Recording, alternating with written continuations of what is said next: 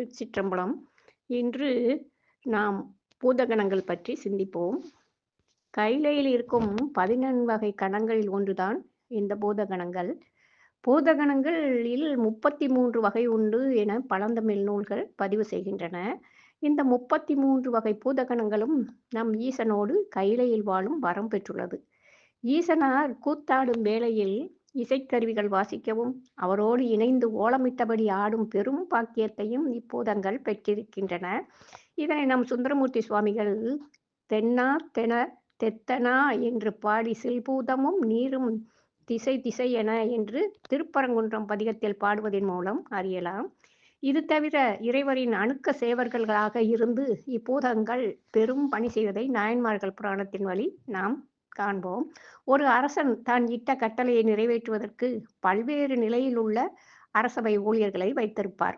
அதுபோல இறைவனின் கட்டளையை ஏற்று அதை நிறைவேற்றுவதற்கும் சில சக்திகள் உண்டு. இவ்வாறு ஈசனின் கட்டளையை ஏற்று அவற்றை ஈசனின் அருளுடன் நொடிப்பொழுதில் நிறைவேற்றுபவை பூதகணங்களே. கைலையில் இருக்கும் ஒரு பூதகணத்துக்கே படைத்தல், காத்தல், அழித்தல் ஆகிய முத்தொழில் செய்யும் ஆற்றல் உண்டாம்.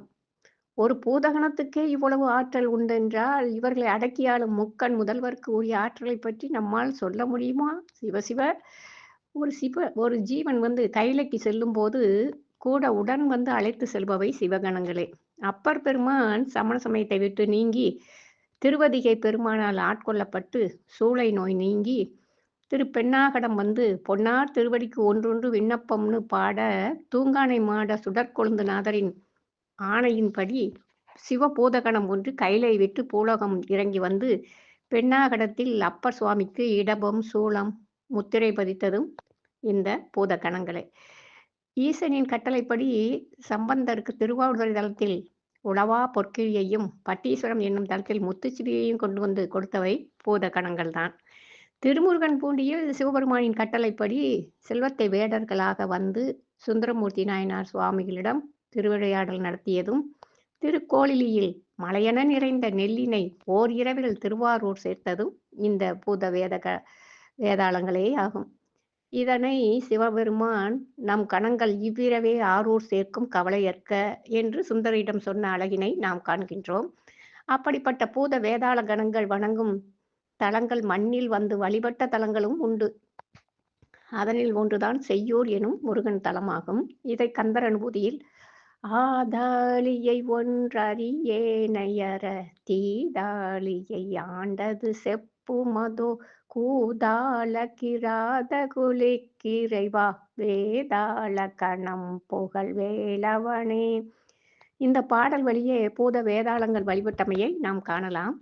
பூதகணங்கள் சிவலிங்கம் தாபித்து வழிபட்ட ஊர் கன்னியாகுமரி அருகில் உள்ள பூதப்பாண்டி என்னும் ஊராகும்.